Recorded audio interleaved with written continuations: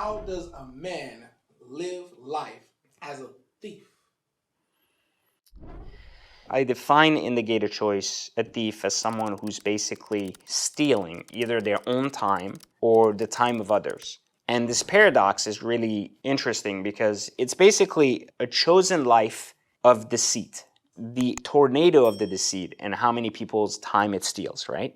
So imagine, for example, you start an insurance business that's fraud, right? And you're trying to defraud people. And you steal basically 10 years of someone's pension, someone's life, etc., into that, pretend insurance gig. And so you're basically stealing 10 years of someone's life by deceiving them. So a thief in the non-financial sense, and the way it's related to what we're talking about here, is someone who pretends to be something.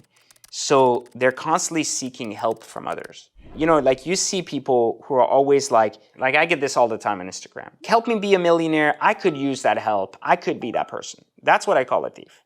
Is they're not looking for exchanging their time for my time.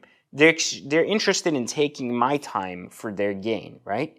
Too often we do that, not realizing the counterweight of our existence. So we're always big on getting a favor from someone, but are we big on returning a favor instantly to close loops, right? Because you see, we open loops in life, which are basically relationships and a flow of energy between two things or two people, and we never really close them. When I get a ride from a friend, for example, or one of my employees like, hey, I'm going to take you here to pick up your car. Great, here's $50. No, but you don't have to pay me, like you're already paying me. But I do, because now you've given me a favor outside of your job scope, and I've used your gas to take me somewhere. And while I understand that maybe in your eyes the $50 is too much for the 10 minutes we're in a car together, I close that loop, so I don't owe you anything.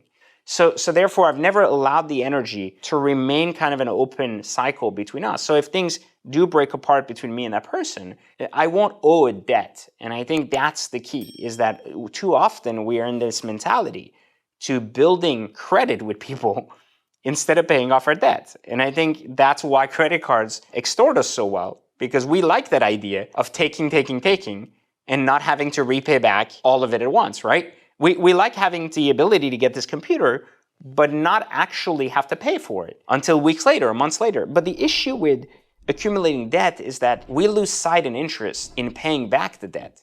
Think about it. When you want to go on vacation and you have to work extra hard to save extra money so you can go on vacation, you're going to work harder because you haven't gotten the goods. But if you can put it on your credit card and book your flight, other priorities will become more important reasons why you choose to work hard after the fact. So you will forget to go back and pay for that vacation. That's the idea of why credit cards are such a good moneymaker for banks, because they basically look at it and go, well, you're just going to forget to pay it back. So you're going to either default on it, pay a high rate, or pay over time.